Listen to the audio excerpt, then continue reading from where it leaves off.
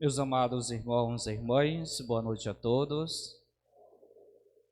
Nós ouvíamos já no refrão do Salmo 144, quando assim o salmista nos dizia: o Senhor é muito bom para com todos. E esta é uma grande verdade. De fato, Deus é bom o tempo todo para com cada um de seus filhos e filhas, independente de que sejam santos ou pecadores. Deus permanece sempre na sua essência, na condição de bondade, de amor e misericórdia. A pergunta que devemos fazer para nós mesmos nesta noite: se nós também somos bondosos uns para com os outros, com aqueles que necessitam de nós, ou necessitam de Deus através de nós, uma vez que somos e fomos criados à sua imagem e semelhança. Deus é bom para com todos, e esta bondade foi revelada, tornou-se manifesta no alto da cruz, quando assim oferecendo o seu único filho, unigênito, em sacrifício para a remissão dos nossos pecados, para a nossa salvação. Por isso que a cruz, tendo nela pendente o próprio Cristo Jesus, símbolo da nossa fé, do cristianismo, como também sinal do amor supremo de Deus, que foi revelada no alto da cruz. A cruz, pela cruz, ela é e pode se tornar simplesmente uma madeira. O que torna significante é a presença de Cristo nela. Assim também, no campo da nossa vida cristã e da nossa missão, se nós retiramos o Cristo, penhor da nossa salvação, nossa força, nossa vitória, a nossa vida, como também a nossa missão, torna-se insignificante, uma vez que a base, o alicerce é sempre Jesus. É uma análise que devemos, por sua vez, fazer. A minha vida cristã, a minha missão, tem ou não a presença de Cristo? Será se carrego a minha cruz, porém uma cruz sem a presença do Cristo? Se nem mesmo o próprio Cristo Jesus foi isento do sofrimento, das blasfêmias, ou ainda do não reconhecimento enquanto filho de Deus, se passou por tudo isso, será que nós, na nossa humanidade, na nossa pequenez, não deveríamos passar também, uma vez que somos considerados e recebemos essa graça, esta identidade cristã também? Porque nós temos tanto medo da cruz, como o próprio Satanás foge da cruz. Mas por que fogem? Porque na cruz está a presença de Cristo. E abraçar a cruz como segmento, como caminho que nos leva à salvação, eis o desafio, mas também desejo de Deus. Uma vez que Cristo Jesus deixou muito claro: se alguém quer me seguir, renuncie a si mesmo, pegue sua cruz e siga-me. Não há glória sem cruz, não há salvação sem cruz, uma vez que Deus a manifestou a salvação da humanidade no sacrifício da cruz. O outro elemento importante para a nossa reflexão, meus amados irmãos e irmãs: como é que está a minha vida de comunidade, de igreja? Será que, semelhante ao ramo da videira, eu estou ligado à videira verdadeira, que é Jesus? Será se a minha vida cristã, de que maneira eu a vivo? Será se sou um cristão itinerante, ambulante, ou um cristão consciente de que a igreja é nossa mãe e na mesma devemos contribuir com os dons que Deus mesmo nos concedeu? a minha fé? Eu a vivo com convicção ou simplesmente me considero um cristão e isso basta? Ou ainda um católico, mas se nós não temos esta consciência de que Deus me chamou e Deus continua nos chamando para uma grande missão na sua igreja, uma vez que não nos deixa sozinhos, desamparados, eu estou contigo, segue-me, não tenhas medo. Isso faz nos recordar, meus amados irmãos e irmãs, quando Jesus, caminhando sobre as águas, os discípulos imaginavam que era um fantasma.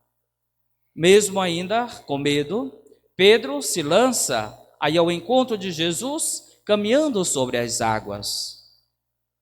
Corajoso da parte de Pedro, embora com sua humanidade e até mesmo com um pouco de incredulidade no coração, se de fato conseguia chegar até Jesus, mas mesmo assim se lançou.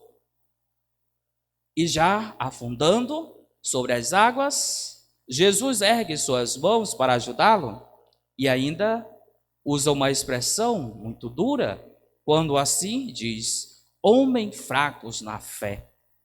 Será se sou um homem fraco na fé? Uma mulher fraca na fé? Um jovem e vice-versa?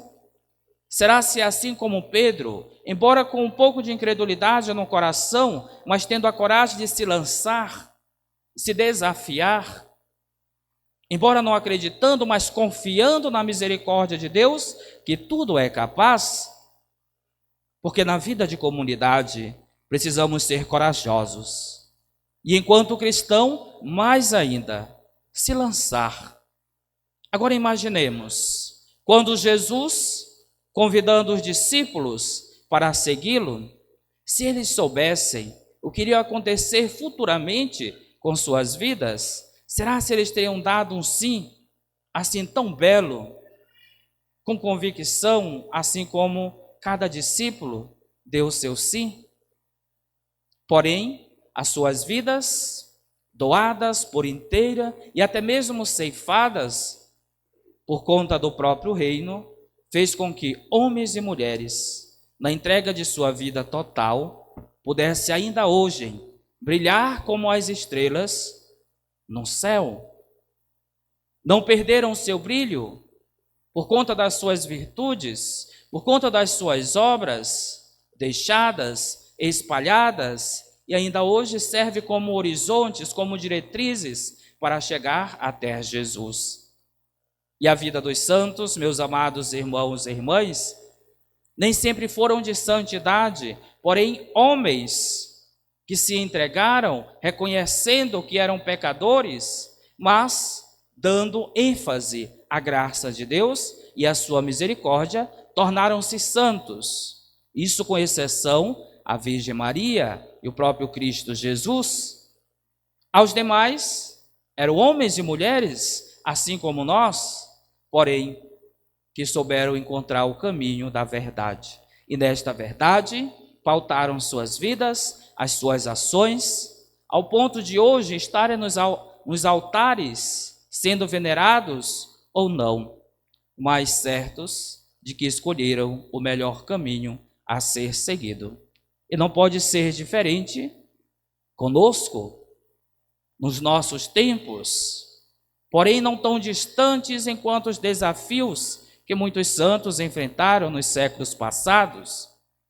Mas é verdade que a palavra de Deus é sempre atual. E quando nós concluímos, o Santo Evangelho se conclui sempre como palavra de salvação, nos dizendo, meus amados irmãos e irmãs, que a palavra de Deus nos salva, nos instrui, é lâmpada para os nossos passos, aquece os nossos corações, como aqueceu também o coração daqueles que no caminho de Emaús andavam, dialogavam com o próprio Cristo Jesus.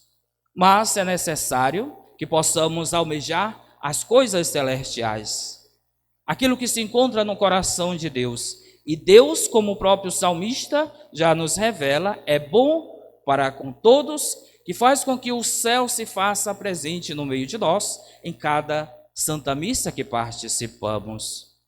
Já dizia um pensador que para vermos Deus, não necessariamente tenhamos que morrer, basta virmos a Santa Missa, basta participarmos do seu santo sacrifício, basta virmos com o nosso coração aberto para acolher a sua graça, para fazer esta experiência de encontro com Deus, da palavra na Eucaristia e na vida fraterna de comunidade com os irmãos e irmãs.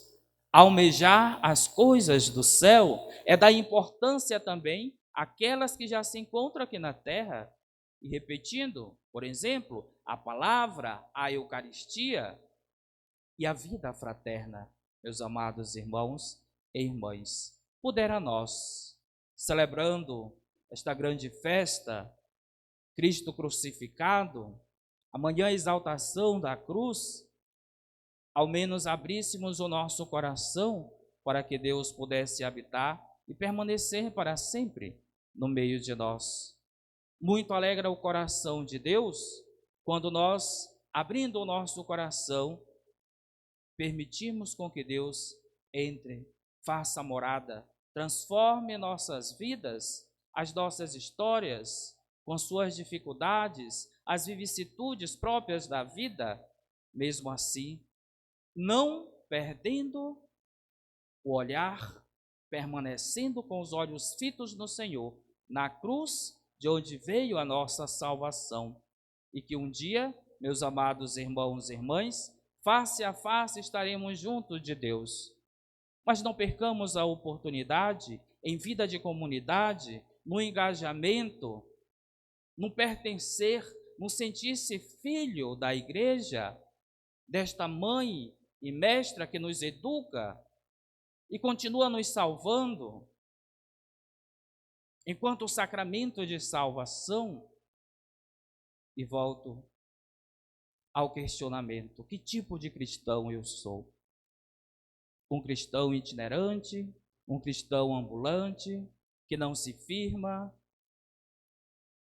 ou um cristão fantasma, onde as suas ações são sempre ações vazias, com convicções próprias e às vezes até ideológicas? Que a cruz de Cristo purifique nossos corações, a nossa mente e abra-nos para a sua graça, para o seu amor, que se faz presente no meio de nós nesta Santa Eucaristia. Que a cruz de Cristo seja sempre a nossa força e a nossa vitória. Louvado seja nosso Senhor Jesus Cristo. Para sempre seja louvado.